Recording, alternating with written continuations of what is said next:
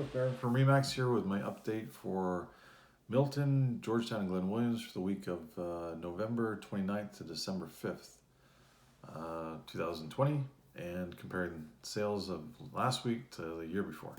But before I get there, the past couple of weeks I've talked about investing in real estate and how it works, kind of like a rough, synopsis of how it works. I talked about renting. The first video I did was about renting. The second video I did was about possible profit margins you can make and cash flow positive, that sort of stuff.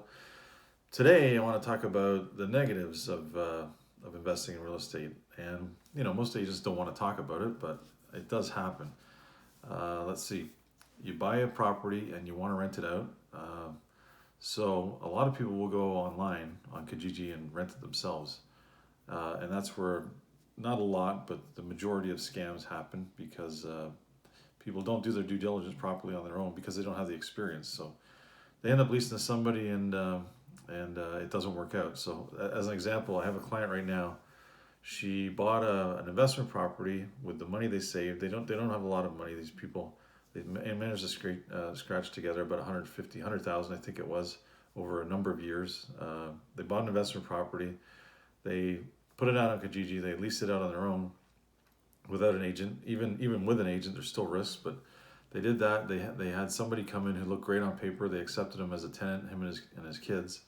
And I think they've been 9 months now without receiving a single dime. And apparently, according to this guy, they're never going to see a dime. So you got to remember, when it comes to landlord tenants, the tenants have virtually all the rights. So if you don't pick the right tenant, and the tenant, just digs in and has a fight with you about whatever, and doesn't pay the rent, there's hardly anything you can do. Which is incredible that would be legal in any country, but it is. I guess they assume that all the landlords are just loaded and driving around in Rolls Royces and smoking cigars and everywhere, but that's not the case. A lot of them are hardworking folks that are just investing their money. So you have to be really careful, like I said. So the downfall of renting as well. Pricing it, you have to price your property correctly as well. So you have to find the right tenant, you have to price it correctly, because you don't want it sitting vacant. Because vacant is money, and money is comes off of your bottom line at the end. So your percentage of return reflects on getting it occupied ASAP. So you price it, competitively. You don't go too high and end up, begging for a tenant because you're so high, and then accepting a tenant that's not very good. It's better to go at market value or even just slightly below market value, so that you have the pick of the litter. You can really pick and choose which tenant you're going to go with. And another thing to keep in mind too, when a tenant defaults on a lease, doesn't pay the lease, it doesn't go against their credit.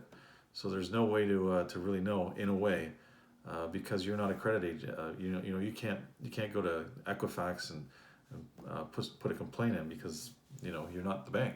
You're not one of those big corporations, Rogers, stuff like that. So anyways, hopefully that answers a few questions about investment. I think I've covered most of it. If there's any questions, let me know. Always around, I can help you out. Been doing this for a long time, so I can definitely help you out. So anyways, getting to the sales for Milton and Georgetown, Glen Williams. Milton and Georgetown, Glen Williams, they're both doing well. Everything is still rocking along. Sales last year were 25 sales in Milton. This year, 41. For the past week. So you can see the numbers are still high. Usually at this time of year it starts to really die off, but it's not. I'm still showing properties, and I have to book half-hour appointments instead of an hour. And you go to book and it's booked up until the next day. You can't even get in a single day because of COVID. They don't overlap showings anymore. But it's just the number of showings is incredible. This time of year it's usually, you get 1, maybe 2, 3 showings, every 2 or 3 days. But now it's like 6, 7, 8 showings a day. It's on virtually everything, and everywhere from Kingston to here. You know what I mean? It's just unbelievable. So let's see, the detached sales in Milton. 26 of them were sold, 1.123 on average, 5 days in the market. Townhouses, 11 sales, 732 on average, 4 days in the market. And semis, 3 of them sold for 833 on average, 5 days in the market. So things are still moving along in Milton very well, as opposed to 25 sales last year, 41 this year. So that just goes to show.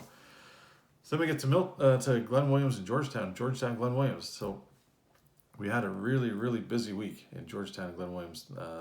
Last year, this time 7 listings sold. This year 17. So that's a massive increase. And I remember last year the way it started to slow down. It started to pick up in January, but right now it was completely stone dead in Georgetown last year. So we had 6 sales of townhouses, 735 on average, 4 days in the market, and 11 sales of detached homes, $1,080,000 on average, and 18 days on the market. We didn't have any really, had a few big sales, 1.4, 1.5 range, but no crazy 2.2 million or 2 million sales that skew the numbers up.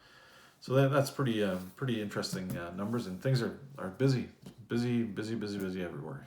So people say to me, "Where can I get a deal on real estate right now?" It's like, it's so hard. Like, where do you go? Doesn't matter where you go. Everything's gone up, and everything's multiple offers, and everything's bidding wars. So it's interesting. Anyways, that's my update for this week. Any questions, let me know. Cliff Barron from Remax. Send me a DM, PM, phone call, text, email, whatever works, and I'll talk to you soon. Thanks. Take care.